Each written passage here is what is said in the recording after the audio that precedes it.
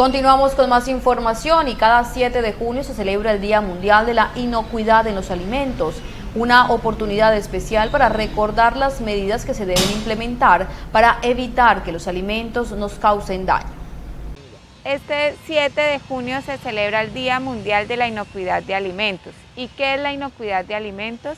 Es un conjunto de medidas que tomamos para dar garantía a que los alimentos que consumamos se encuentren debido a condiciones de almacenamiento, de limpieza, de cocción. ¿Y qué tenemos que tener en cuenta? 5 pasos para garantizar esta inocuidad de los alimentos. Lávelos con agua potable, cocínelos.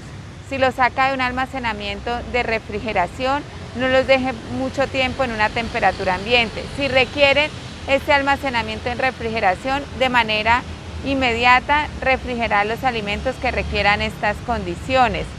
No utilice los mismos insumos como las tablas de picar, las licuadoras para alimentos crudos. Debemos separar las materias primas de los alimentos que ya tenemos en cocción, es decir, debemos separar la carne cruda del arroz o de los otros tipos de alimentos que ya tenemos en cocción.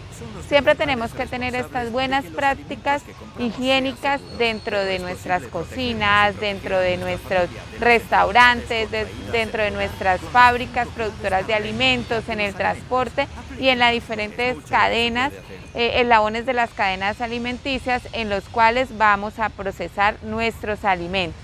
Entonces, es un deber como ciudadano, como ama de casa, como empresario, mantener la garantía de la inocuidad de alimentos con el fin de evitar las enfermedades transmitidas por alimentos. Recordemos que las enfermedades transmitidas por alimentos se caracterizan por unos síntomas específicos que son vómito, diarrea, fiebre, malestar general y que incluso nos pueden llevar hasta una condición de hospitalización.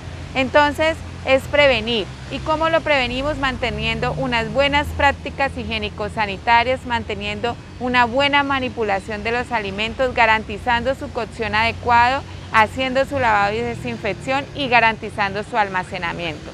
Recordemos que existen dentro de nuestras cocinas muchos de estos instrumentos que se facilitan al acúmulo de microorganismos que pueden llevarnos a una enfermedad transmitida por alimentos. Entonces, recordemos que el lavado de la licuadora y de la tabla de picar es muy importante acompañado de una desinfección.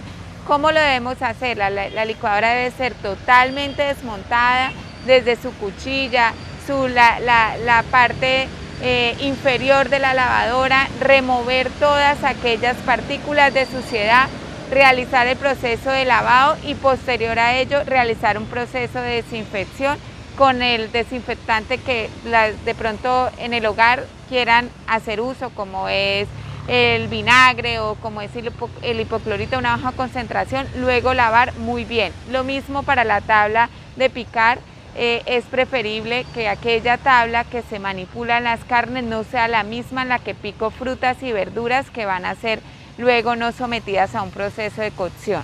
El curso de manipulación de alimentos lo otorga un ingeniero de alimentos que tenga la certificación o la capacidad para brindar estos cursos. Recordemos que ya la Secretaría de Salud Departamental no brinda estos cursos de manipulación de alimentos.